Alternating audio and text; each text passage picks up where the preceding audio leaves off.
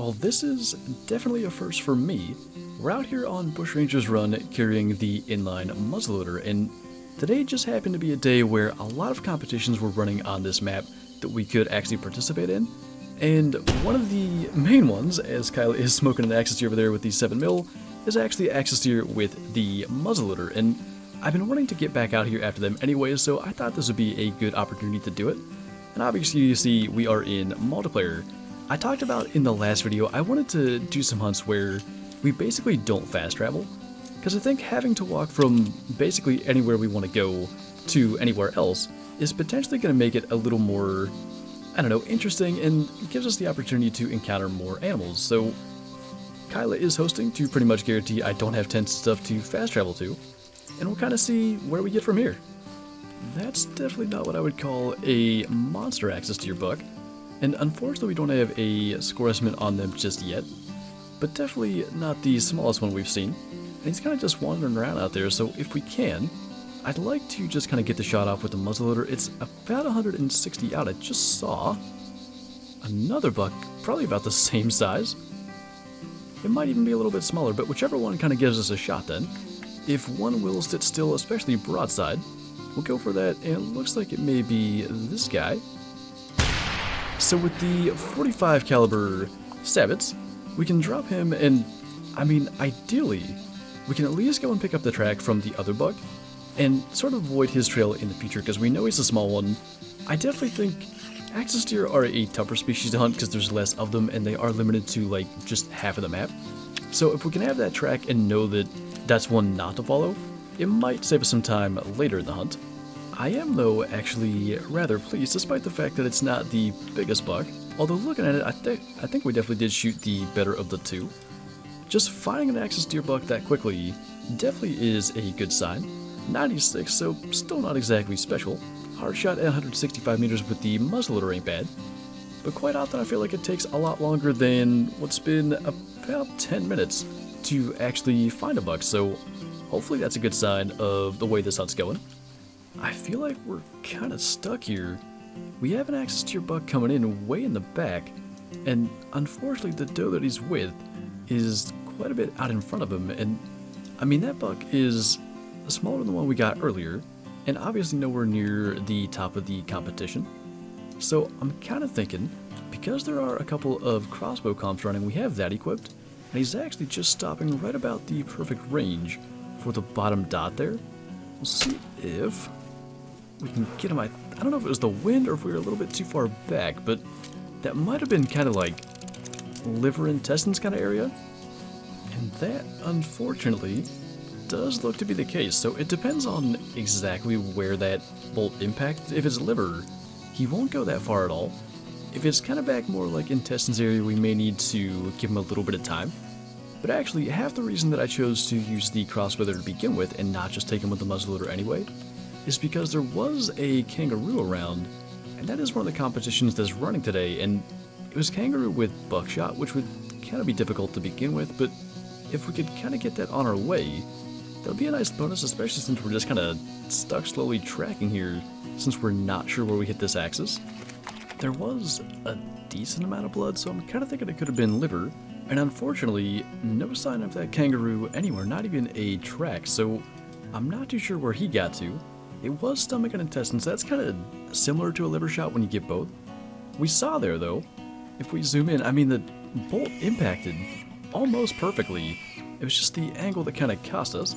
That feral hog is right on top of us. It is a female. At times they'll travel in groups, so we may go up there and look for a male. Actually, I believe the feral hog comp is kind of like the average of your best three taken with a crossbow, and the main reason I entered that one was, should we run into like one really good size hog, then I thought we might participate in it a little bit further down the road, but this is what I kind of thought might happen. How close can we get to this? Usually once they stop walking, they'll flee. There was also a chance, that I would say a good chance, that one was going to charge us, but 3.3 meters and a 2.2 CSS, so not really much special there, but I guess better that it ends that way than with it charging us. This decision is made a little tougher by the fact that there's actually a pretty decent Kangaroo out there. If the score estimate and the weight estimate kind of matched, I may be more likely to go for the Kangaroo because we only see up to 90 kg on the weight, and they are scored just by the weight in kilograms, so he has a max of 90, but it's going to be difficult in general to, I think, get in shotgun range, especially buckshot range of one. So I think we'll go ahead and take the Axis Deer buck, or at least try to. That's kind of out there. If we can get it sort of lined up. We're not the highest skill with the muzzleloader, so might kind of try that again to get it lined up, but I'm hoping maybe if we get lucky, the Kangaroo will run off and then give us a shot when we go down there. So we'll kind of take a slower approach, assuming we can even get that guy. I know we hit him.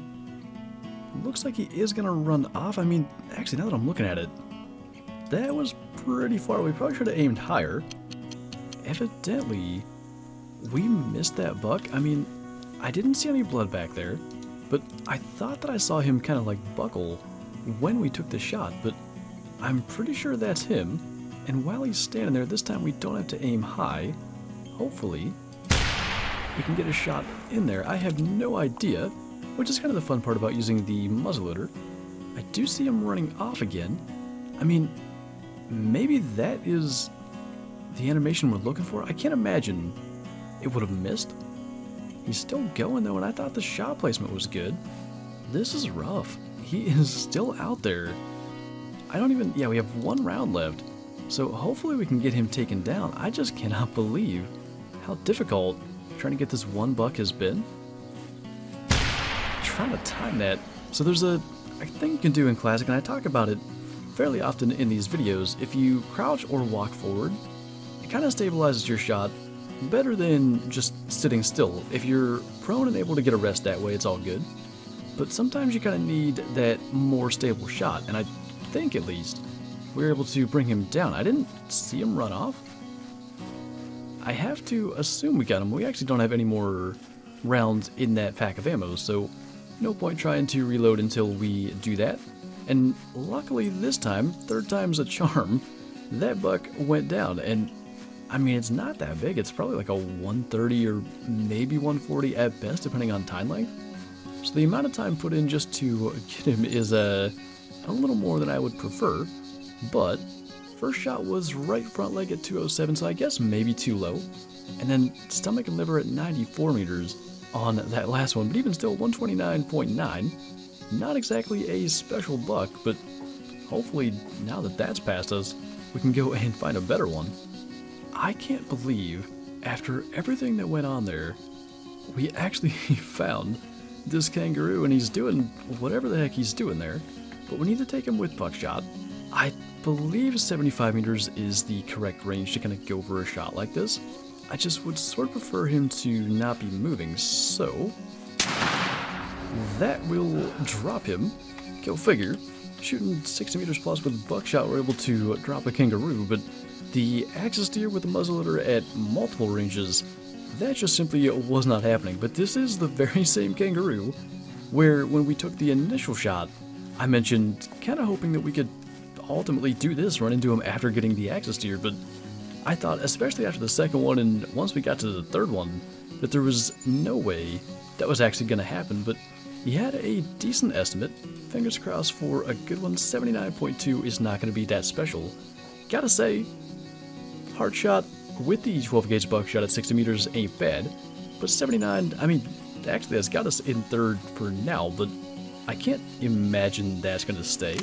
We ended up deciding to do a little reset because the map just seemed pretty much devoid of Axis Deer, and actually, despite the fact that he's a pretty small one, I think that was a good decision. This is the first dark fur type Axis Deer we've seen, and that was actually kind of like a later release. They initially came out, I think they only had like common, albino, and melanistic, but now there's the dark fur type for males, the orange fur type for females, and also a piebald variation, but somewhere right here close was a spike, and it's kind of a similar situation to what we had earlier with the doe, where the spike is going to get so close that we kind of have to take him with the crossbow first, and hopefully we can learn from our mistake before.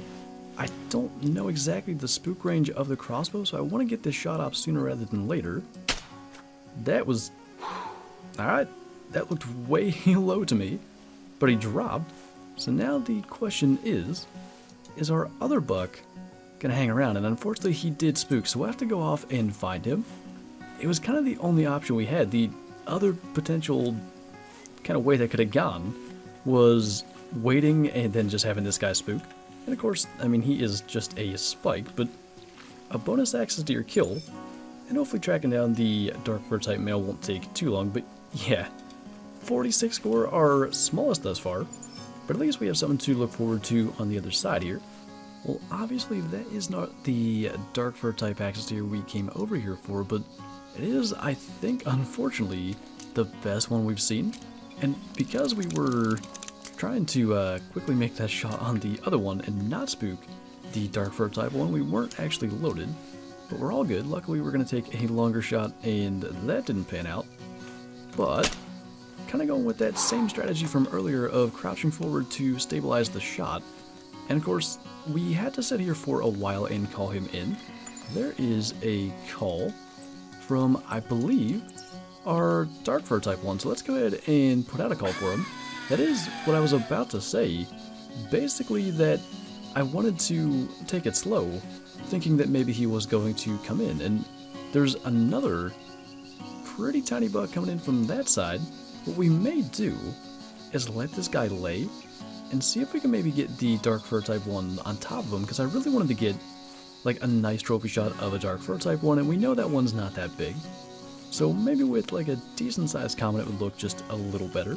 So we'll lay here and call, and then when he gets a little closer we'll go kind of up the hill.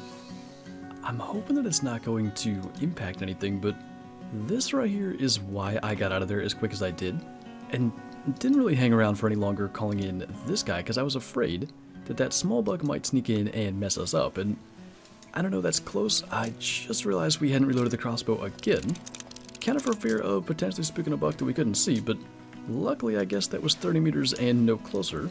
If he's still gonna stay there, I think that's the shot to go for. And man, we must have been just a little bit low. It felt about right, but that's gonna be a body hit, I'm almost certain of. And unfortunately that's gonna cost us our potential cool trophy shot with this other buck, which I'm really not sure how big he is, but I don't think he's anything special.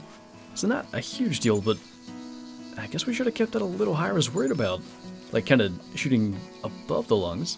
Hard shot that guy at 35 with a crossbow, so go figure. And once the score calculates for us, I'd like to know exactly what this guy was, but it's sure taking its time. 138.9, so yeah, not exactly a special buck. And now just kind of a, I don't know, walk of shame to go track this other buck that I think would have looked a lot nicer next to a bigger one for a trophy shot. And finally, what was basically the first axis deer we spotted of this hunt is down, and man, I know our angle wasn't that great, but that shot looks like it must have just been right underneath the heart. But there's the dark fur type, a 7-minute wound time, so it was good to call in the doe. And we'll definitely take a trophy shot, and actually, we did a mission objective with that one, so see what we can kind of work out with this guy here, at least in the sunlight. That kind of worked out for us with the time passing. If nothing else, we did finally get our first dark fur type axis deer buck, and I guess the other thing is, I feel like we kind of found a decent way to take a trophy shot. I like how we get to see a good bit of the body, especially for like the darker fur type. I think that looks nice. And if there were, you know, a little more to this guy's set of antlers, I think that would work out pretty good. And that's always a thing with newer species, like trying to kind of find out the best way to take trophy shots, at least for me. That's a pretty big factor of, I guess, trying to get like a real trophy-sized deer. And eventually, I do want to get a 200 scoring axis deer as well. We have the 200 whitetail and 200 axis deer grind kind of going on here in the Hunter Classic, but hopefully that can happen sometime in the near future. In the meantime, no real entries in the comps, unfortunately, today. But it's always nice to get out here and do something a little bit different from our whitetail grind. But that is going to do it for this video. So, as always, thank you guys for watching, and I'll see you next time.